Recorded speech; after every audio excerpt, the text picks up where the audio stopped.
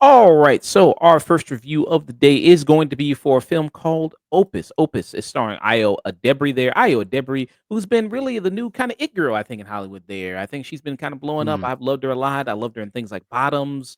I loved her. She's also does a lot of voice work there. In like 2024, she was everywhere. mm, Every movie seemed like in 2024 she was in. She was the voice of April O'Neil in the TMNT movie. She won our yeah. very coveted Afternoon Tune MVP award of that year. I'm still waiting on her to accept that award. You know what I mean? Still waiting When for she's her. heard of us, she might show up. Yeah, show up there to accept that coveted award. But yeah, it's starring Io Debris and John Malkovich here. And what is this movie about? So you have Io Debris who plays a young journalist there coming up, and then there's a story that breaks of this artist, this huge pop star played by John Malkovich called Alfred Moretti there, who sounds like a Batman villain.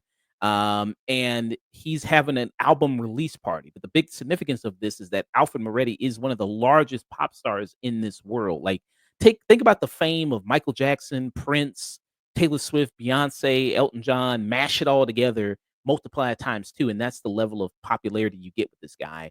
And the thing that also was special about him releasing this album is that he hasn't released an album in 30 years. In multiple decades, he hasn't released anything. So people are heavily anticipating what this new album is going to sound like. And so he invites these select group of people to come over to his compound here, you see, and get to experience this album. But then once these journalists get to this compound, they realize that okay, something weird is going on. These people, they're all dressed in the same outfits. They're following these people wherever they go. Something is strange is going on here, and it's up to kind of Io Debris like, yeah, my senses are tingling here. Like this is fucking weird, and you get to kind of see Mhm. throughout the movie what this is all about and what these people are kind of up to at this compound. Um, yeah. So, Dusk, what are your thoughts on Opus? Uh, I think this is belonging to a new genre that's just been kind of created within the last couple of years. It's the same genre that The Menu, Get Out, Ready or Not, Blink Twice, Midsummer. It's this genre of basically an innocent person gets invited to a place, and is the only revered that person is revered and special, and it's revealed that some sort of twisted ritual or obsession happens against the main protagonist, and weird things ensue. And then there's either a dramatic twist at the ending or some sort of playoff screen situation, or ends with everybody dying in some kind of tragic manner. It's very much this kind of formula that I'm kind of getting a little tired of with A24. And this is a directational debut with I believe his name is Mark Mark Anthony Anthony Green. Green. Yeah. What we should have here is a pretty basic premise. Girl go There, a couple of guests are invited to a secluded place by rich, affluent individual who immediately you're like, yeah, you're a cult leader. Just immediately, you're a cult leader. But everyone else is like, well, I got invited to this prestigious area. I don't care if he is a cult leader, as long as I get my story or I get my claim to Interview. fame. I really don't Mhm. care. And therein lies the rest of the movie, and unfortunately it kind of falls into tropes after that, really heavy tropes. Not It's kind of not a lot of happens in this movie, and when things do happen, a lot of characters make a lot of stupid decisions, which is par for the course in a lot of horror movies, unfortunately. But it really does leave it just down to between both John Malkovich and Io Edebiri's performances, because really at a certain point it's really just those two. They have to bounce off of each other or work with it. And I'll give John Malkovich this. He is hamming it up. He is having a lot of fun with this role. I just wish that was more for him than what ends up being there for him. Because really at the end of the day, there's just not much to this movie, unfortunately. Mm, Until at the very end when they try to do a twist for it, and even then I just went, "Okay." mm, yeah. Um, yeah, and this movie's getting beat up, there, and I was looking forward to seeing this movie. Yeah. I was looking forward to see because I It like has a good trailer. good trailer. I like Io Edebiri. Like I said, I love her in a lot of stuff she's in, so I was Mhm. eager to see her, and especially, mostly she does comedy type stuff there. Yeah. People know her from The Bear. That's a big thing she's on, which is The Bear is kind of mostly like a dramedy, mostly. Yeah. And she's coming out more. And okay, so this kind of seeing the trailers, like, okay, it looks like a thriller type thing. It's A24. That studio has a very, kind of big reputation, prestigious reputation of coming out with a lot of great movies, everything like that. And like you said, after seeing the movie, I was left disappointed in kind of what I got. And like you said, this kind of genre of film where people get invited to a place and then some weird shit is kind of happening or going on. Like you brought up the example of, like this is going to draw comparisons which people already are making to something like The Menu, which The Menu came out. I think it came out 2024, right? I Or no, believe 2023 maybe. 2023, right? Yeah, 2023. This movie came out and it brought, yeah, a lot of kind of comparisons to something like that, with Anna Taylor-Joy, and it had Ralph Fiennes in it, and, like, yeah, this was, and this movie also, like, The Menu and this, they're both trying to say the same thing. They're trying to, not the same thing, but they're both trying to give, like, a message, a social commentary type thing here. What Opus is trying to do with it, even though the message is not very subtle, and what kind of attempt of, stan culture, fame, celebrity obsession, the idea of how people are just willing to overlook the bad qualities in a person because they are talented. It doesn't really matter. It's just like, well, they wrote a good saying. Obviously, you see that you can draw numerous comparisons to real life figures, Kanye West or Elon Musk or Trump or Beyonce or whoever you want to say, any major celebrity there. People Just have these, celebrityism as a whole. yeah, celebrityism as a whole there, and that kind of going on. Then you have these people that come to the place. The only real interesting one is Io Debris out of all the group of people. The other ones, Yeah, there's nothing to him. yeah, there's really nothing to their characters, nothing to their personalities. And you could have said something if there was something to their character, but there's nothing. uh, the film doesn't really focus on, like, you have Juliette Lewis in this movie, and each figure that he invites to his compound to do this whole album release party is they're supposed to be each figure in like media. Like you have Juliette Lewis, who's like the TV host. You have one person who's a paparazzi. You got another person who's a influencer, social media person. You got another person who's a columnist, a journalist there, and each person is supposed to represent like a figure in media, but you don't really get a sense of their characters or personality or anything, so they kind of fade to the background. And this movie's not very long; it's only an hour and 40 minutes. But The Menu was around the same time, and it feels like they did much more with that block of time and Oh, yeah. established characters more than what you saw in It something felt like way that. shorter, it felt way leaner, and it made its point, and everyone there had a point to be there. He specifically hand chose those people to be there, and you understood why he was doing what he was doing. Mm, And he made a point with every single person on why I specifically chose you. mm, yeah. Yeah, and you saw that, like, the menu, like, it has that title because it's each course of the meal that they're eating has a point of the story, like, each Right. course of the meal is telling a story that they're doing. Here, it would've been nice, the fact that John Malkovich's character is a pop star and he's releasing an album, that maybe each song on the album represented something, in, like, why he's doing the things that Yeah. he's doing It's and like have. feeding the album as a way, and they don't realize that it's about an aspect of the, media and Mm. about that, and it's a reflection on that, almost kind of in a weird like a sermon in a way, kind of looking down on them, but playing it off as a album so that they don't really notice, and they're just gonna eat it up, even if he's insulting them to their face. Yeah, that would have been an interesting kind of point, that if you, like you said, if they did something like that in it, but they never really get too much into that, and there's this ending that kinda is really lackluster, I Oh, think, yeah. when it kinda wraps up and gets to the conclusion of things, it just feels really super lackluster. The actual kind of, you know, place here, like you said, it's kinda like a weaker version of something like Midsommar or something like that. What's the other movie you named, other than The Menu?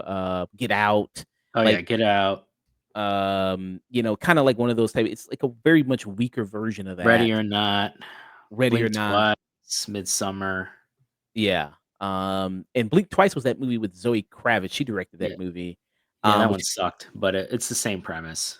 it's the same kinda thing there, but I think they had a better ending though than this. I think they had a much better ending than this one Mm. though. Um But yeah, I mean, there's a lot that it could have done there with that kind of concept. And then her being like, she gets an invite to this place, but it really doesn't stress the point of like, why is this young girl, this young kind of up and coming journalist Yeah, why getting an her? invite amongst all these other people that you could have also invited to this? Yeah, why specifically her? And at the end, they do kind of give a reason why all those other people were selected. It's for very petty, kind of vain kind of reasons. Again, I think it could have been elaborated on more within the movie of, why he really kinda Yeah. chose these people and If they why. wanted, they could have gone the path of the almost a reverse golden ticket from Willy Wonka, Mm, where everyone else gets a ticket, and that's the point, and then he just throws in a random good one just to see how they'll react and mhm. see and kind of judging them on play it by ear almost. Yeah. Yeah. Coulda done something like that of like, well, I guess, again, I draw a comparison, get to the meaning because that was the whole thing with Anna Taylor-Joy was Yeah. like, "You get me, you understand, what it's like," you know what I mean? So I'm gonna let you go, and I'm gonna let you and let all these people, turn to fucking s'mores, Yes. while I let you go.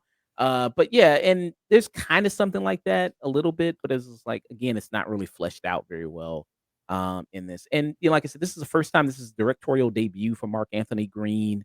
Um, he could maybe build on something and build from this Hmm. and maybe do something else from it. He did the only thing other thing he did a short called USA. I have not heard of that. It's a short film though. Trapeze. So maybe. But yeah, do you think there's any future for this director? Maybe you see some things like, okay, maybe. Um, there's certain shots that I thought were fine. Overall, the setting was fine. Like the biggest problem with this movie is that it just feels like something we've already seen done better. Mm, And I think that's going to be the biggest hurdle for him is making a mark for himself. I don't know if it's the scripts problem or it's his directing problem, but I think there's definitely potential for future. This wasn't like a travesty or anything. This wasn't terrible, but it's just not good either. yeah. And then when he reveals the plan, it's like, I feel like you could have done this a much easier way, given how famous Oh you are. yeah. Because like, the movie opens up, like, it establishes like, when he announces he's about to do a new album, like, you see people from all demographics, young, old, people, all different nationalities and this ethnicities, races, all singing his music. So it's like, this guy, they established he's uber mega famous. And it's like, I feel Yeah. like you didn't have to go through all this to do the type of message that you wanted to do. Like, you Yeah. coulda just did, like, in a normal way and been fine, but I was like, "Okay, I don't think you needed to do all this."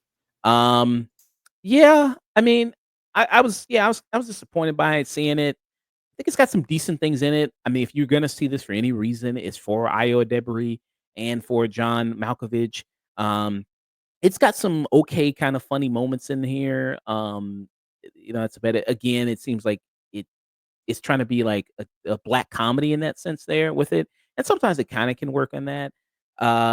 But when, of course, with a setting like this, you're waiting for the other shoe to drop, and is that other shoe drop, is it gonna be interesting, and is the build up to it gonna be good? And I didn't think this was, and I don't think it at all it really was. So I gotta give it I'm gonna give it like a low stream it. What about for you? Uh, I'll go with a skip it, honestly. Damn. There's really no everything you've already seen in better movies. There's really nothing here that aside from like a solid performance from John Malkovich, but I mean he always gives a solid performance. There's just nothing really here, honestly. It wasn't bad, wasn't terrible, anything like that. The movie's shot competently, pretty competently. And I do think, with a little bit more lessons learned, I think this director can show a good movie. They do have that chance to do so. There was genuine technique here, and they were using it for enough. It just needs a little bit more personality than it had here. A little bit Mhm. more uniqueness here, or at least a tighter script to really show what you were going for. Uh, Problem is in the performances. It's not even the camera work. It just feels like something we've already seen, but it's a watered down version of it, and it doesn't feel as tightly written. So yeah, with that, I'm gonna have to just give it a skip it. I didn't hate it. It's not a bad movie, but there's just you've seen better. There are better stuff out there. Mm. Did you like the music? I thought it was fine. Mm. Yeah. I mean, some of the music that he was, like, playing in the movie, it was like, "Ah, maybe I actually Yeah, wanna hear this okay, that's album." all right. But Yeah. I mean, you really got to sell to me this guy, especially a musician. Music doesn't play that big of a part in this. Yeah. It really doesn't, yeah. Like, why make him a famous musician? Why not just make him a guru or some kind of weird guru who's coming out? He's been isolated for 30 years, and then it's like, oh, I'll show off for 30, whatever. He could have had this. He could have been any other kind of weird artist, but with music, I wanted there to be a tragedy in his existence. What Ralph Fiennes did is such a great job of playing this chef that had just been completely destroyed by the industry that he was in. But you got little glimpses of the man just really wanted to just make the best stuff. He just wanted to make really good food. That was his passion, and it just got drilled out of him. Yeah. I really wanted to see that with this kind of character. I think John Malkovich could have really shown a character who's just super passionate about music, and there would be glimpses where the genius is there, but everything else, the environment around him, had just killed his enthusiasm for it. Mm. And instead of like joy and passion that he felt for music, it became spite and anger, and that formed his new music, his new album. Mm. Yeah. Yeah. I mean, I think you're coming up with a better Yeah, movie I know. than I think I am coming with a way better movie than they did. So that's why I gotta say it's a skip it. Yeah. The music was good, and the music here is written by the original movie. Music in the film is written by Neil Rogers and The Dream. I think it's pretty solid here. Yeah, They're pretty famous people in the music industry. yeah. I don't have any problems with it. Yeah. So, like you said, a movie being about a major pop star, you would think that music would play a Yeah, big you part gotta in get that. top tier guys. You gotta get earworms. Yeah. And I mean, there are cases where that because I think isn't it the case where Jared Leto is supposedly rumored he's got his own cult or something like that. Oh yeah, absolutely. I mean, there's real life Oh precedents yeah, Ezra for it. Miller, Jared Leto. Yeah, Yeah, they always got weird posses. yeah, yeah. So, Dust gives us a skip it. I give it a low stream at 4 Opus.